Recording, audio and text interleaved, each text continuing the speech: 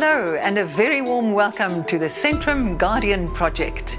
We're into the final straight towards the finish. You have met all the semi-finalists and we've shared in some of the drama and the action that goes with working in the emergency services in South Africa.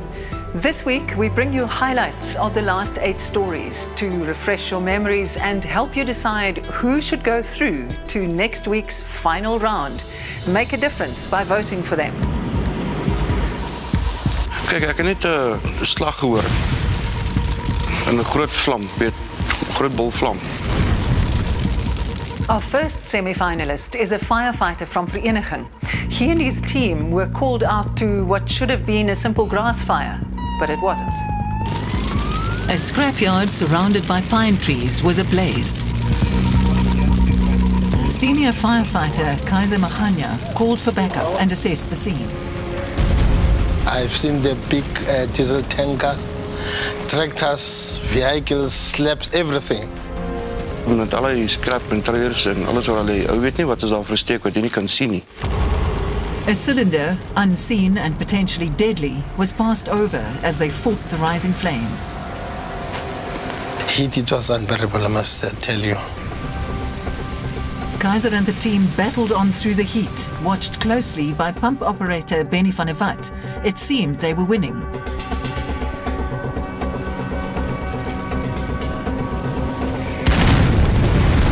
Then it was a very much big bang.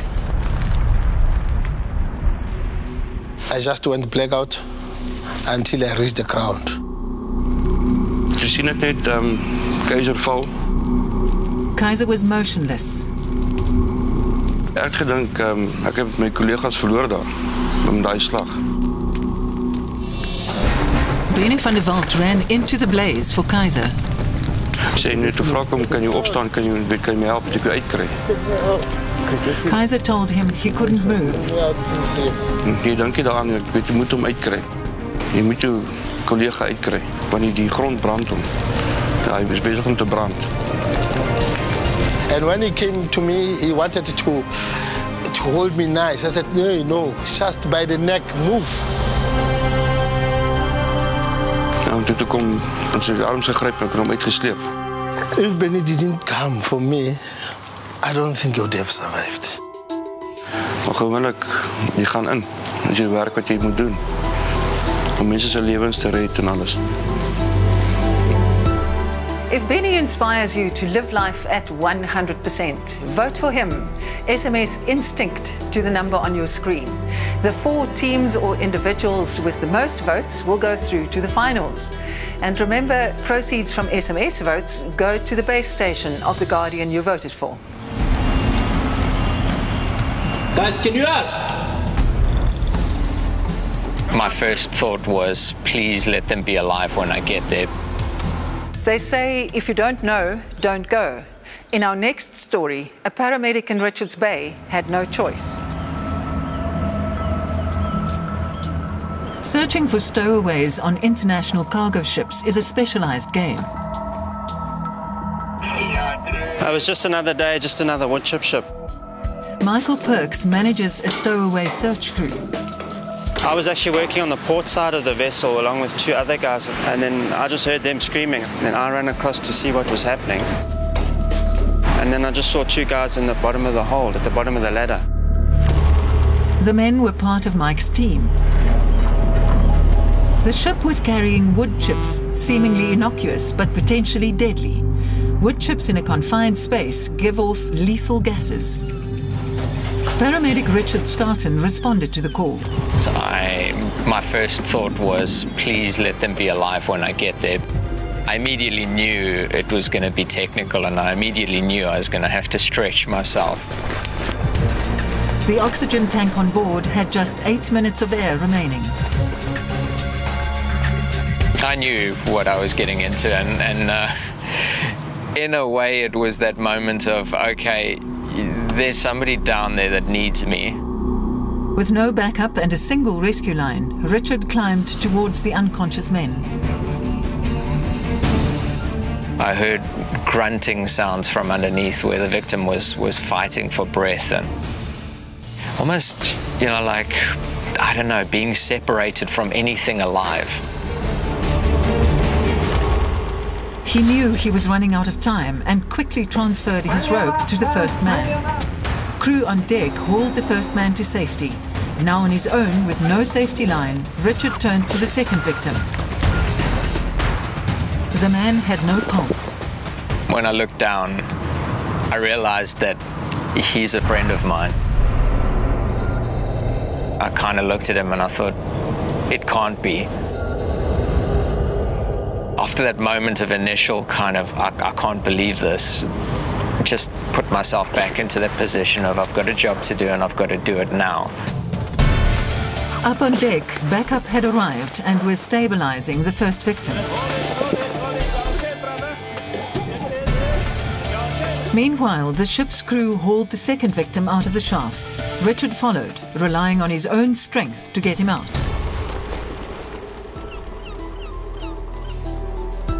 If you would like Richard to take the title Centrum Guardian of the Year 2012, vote for him now. SMS skill to the number on your screen or vote online at www.centrumguardian.com.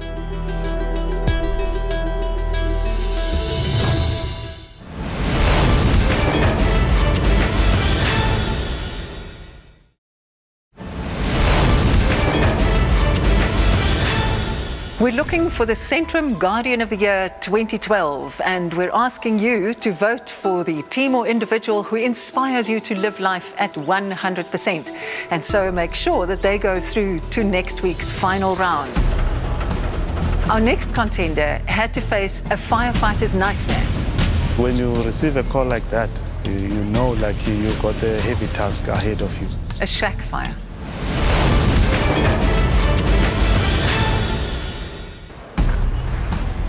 It was about like 10 o'clock in the evening. A call came in from regional control.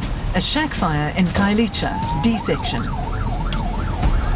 Everything in the informal settlement is a hazard. Jongi Nombakuze and his team negotiated a chaotic warren of shacks and alleyways. Someone put a shack like that and other one like that. So like there is no easy way like to maneuver around them. While the firemen battled to quell the flames, they were confronted by a community gripped in panic. We try and fight the fire with a specific tactic. The community doesn't see it that way. They could lose everything they owned. They want us to extinguish their shack or their fire or their home. And I can understand the reasons for that. They make like the situation Temaka. They make it Temaka, they make it worse. While the team struggled to contain the volatile crowd, Jongi made his way to the flank of the fire. While we were fighting the fire there, like I heard, like in the middle of the fire, somebody coughing. Jongi made his way through alleyways, hampered by thick smoke and loose electrical connections. The flames dropped, and then I said, like, I'm gonna crawl. Now you must use your mind, you must use your common sense. He kicked in the door.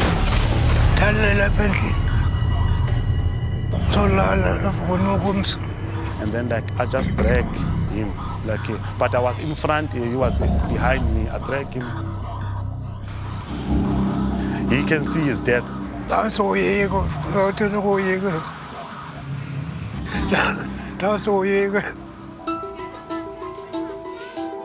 He said, thank you, young man, you saved me. That was the day I I feel proud for myself.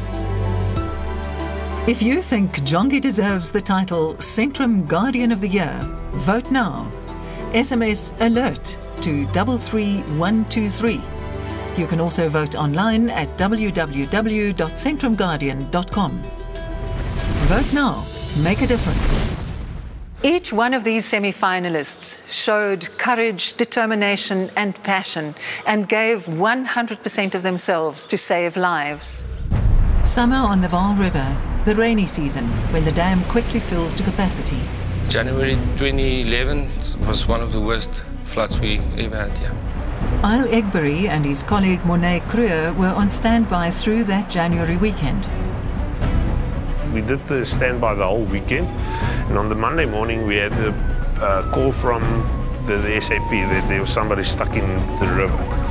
A fisherman trapped on the overflowing banks. he had been fishing with a friend who was washed down the river. So he told us the guy is 2-3 kilometers downstream. He's stuck in a tree. Mornay and myself geared up, got in the water. We went downstream to fetch the other guy. The water level was rising fast. We picked up the other guy on the other side of the river. He then showed us where his friend was. He thought his friend was about 3 kilometers downstream, but had not seen him for 3 hours. But he actually couldn't tell us, he could only show us because he was now in a state of panic. He was in the water for a while as well. Then, a lucky break. The river made 4 little islands. He said to us to pick one of the islands, the third one. We went in. On our right-hand side, I could see the guys clinging to a tree. Water conditions in that area were treacherous, so Isle turned the boat for a safer approach. When I turned the boat, the whole stream took us. It flung us into the trees. And with this guy fell overboard. So I took him by the life jacket and I pulled him back into the boat. And now we already were in trouble with the boat. Because as we hit the branches, we picked up a big gash on the boat's nose that instantly deflated the pontoons on the boat. With the boat sinking, the two had to think fast. Quite a scary moment, because then I thought, now we're going to lose 2 guys. The man in the tree was losing his grip. We started throwing ropes to him. That's the rope. He tried, but you know, as soon as he has the rope, he didn't have the strength to hold on to that piece of rope. They made a decision to ram the sinking boat into the tree and grab the man. It's the only option we have. A risky choice, but one that paid off. We got him, it's safe. Now we must just get the journey back. The 4 made it back to land in the sinking boat with just minutes to spare. If Isle and Mornay inspire you to live life at 100%, vote for them now. SMS COURAGE to 33123 or vote online at www.centrumguardian.com. Vote now to make a difference for the Guardian who inspires you to live life at 100%. After the break, one man plunges into a swamp to save a small boy and his uncle. The lights of my car was like to the car. It was, hey, what's going on here?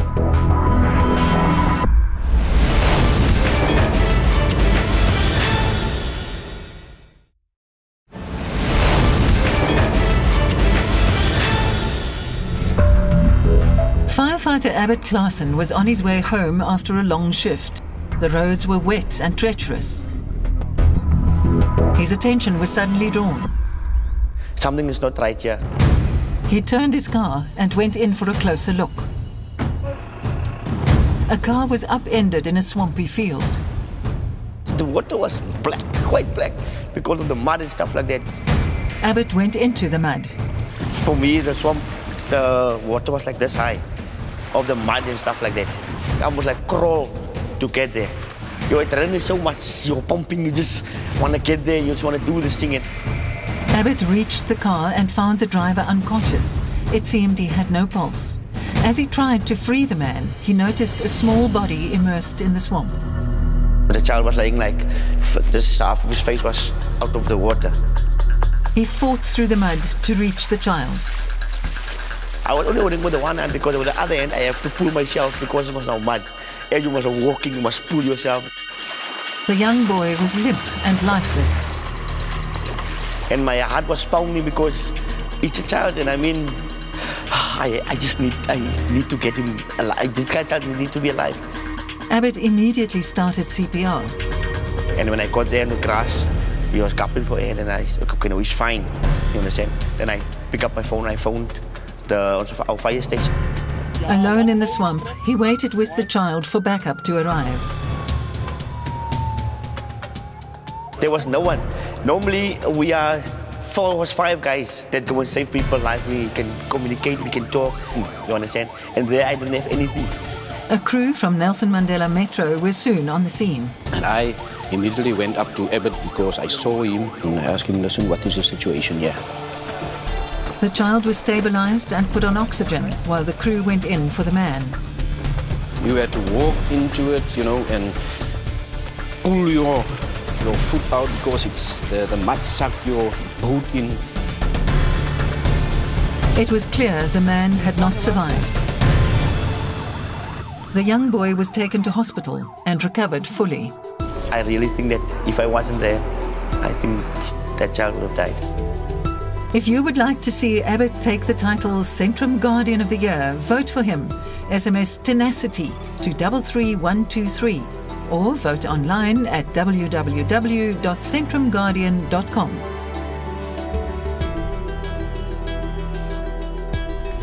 Vote now. Make a difference. In every story featured on the Centrum Guardian project, emergency workers responded with dedication and heart. And this has nothing to do with age or experience. He was basically being drowned by these people, and he couldn't carry all four of them. It was Carrie Glover's first day on the job as a newly qualified lifesaver. It was a serious day. It was a ticking time bomb.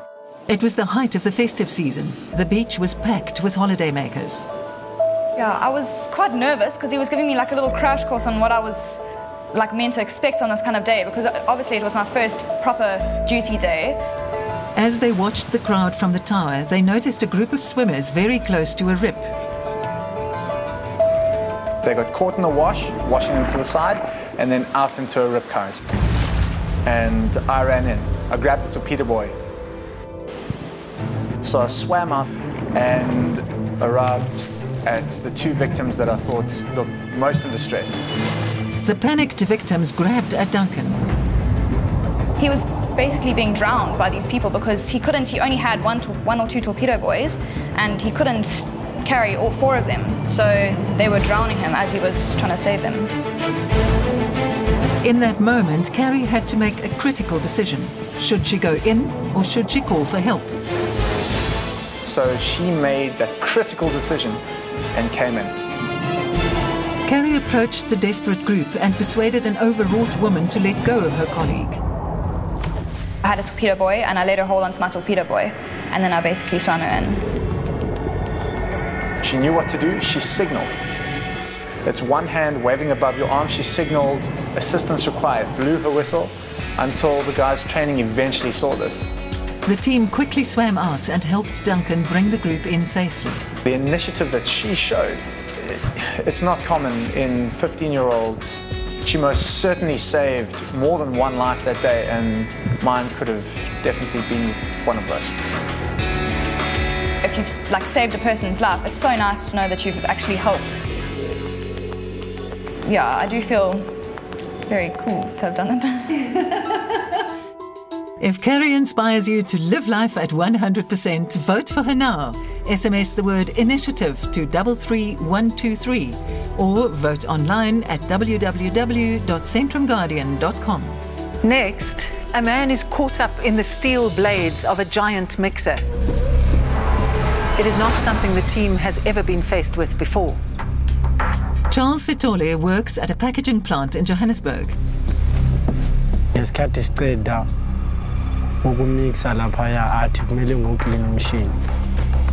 An accidental knock and the machine's powerful blades slowly began to turn. When the crew from Hunters Hill Fire Station arrived on the scene, they were confronted with what seemed like an impossible situation. I couldn't even myself believe that a person can go inside that machine. I saw his leg up. It was shocking. My thoughts were like, is he alive? Is the patient alive? The patient was alive, but only just. Are you okay? That machine was pressing him. And he literally had one of the blades that was running across his throat, directly across his throat, in that position. Guillotined in a machine that was made to last. We tried to force it, we even tried to lever it open. Then we realized, okay, this has failed, we're going to have to now try option 2. They took a decision to cut the dangerously positioned blades. And the first cut that we literally went for was for the cut across his throat. One tiny slip and it would all be over. Oh, that scene. Wow, that's it. This is when our patient started to now basically scream in pain. Because of the screaming, it's natural for you to want to stop. The crew pushed on. They knew it was his only hope. We look at someone in that pain and you don't do anything, it's useless. Rather cause the pain, but it's the patient to survive. They worked under intense emotional and physical pressure for close on 3 hours and finally freed Charles. I was sweating, I was tired. But the joy is, I saved a life. If you would like to see this team take the title Centrum Guardian of the Year, vote for them now. SMS expertise to 33123. You can also vote online at www.centrumguardian.com. Earlier this year, flash floods in Limpopo and Mpumalanga caused unprecedented damage. We dealt with previous floods within the Mopani district, but this one was absolutely incredible. The scale of the torrents meant a coordinated plan had to be made, and fast. The houses look like it's breaking away underneath them. So initially, as the calls came in, you didn't know what is the magnitude of the floods? A command centre was set up at Hoedspruit. This is priority number 1, is life-threatening, so we will send out an Oryx with we then first of all took all the priorities life-threatening. Thereafter, we did all the necessary evacuations where people were stranded. Rescue 500, scramble, scramble, scramble now, receive instructions. This is now the real thing, and these people's lives depend on what you need to do now. The uncertainty hanging on a very thin cable beneath a chopper over open water is very scary. Over a period of 72 hours, personnel from 10 different organizations pulled together to rescue and evacuate over 300 people.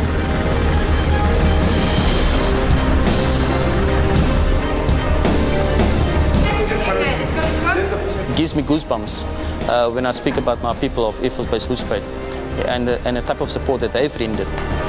Despite the scale of the floods, only 2 lives were lost. And this is what makes the whole operation so actually excellent.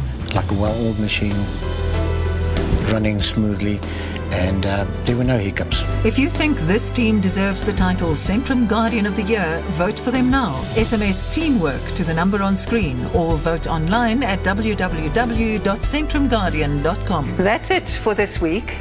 Who would you like to see in next week's final round? Vote for them now.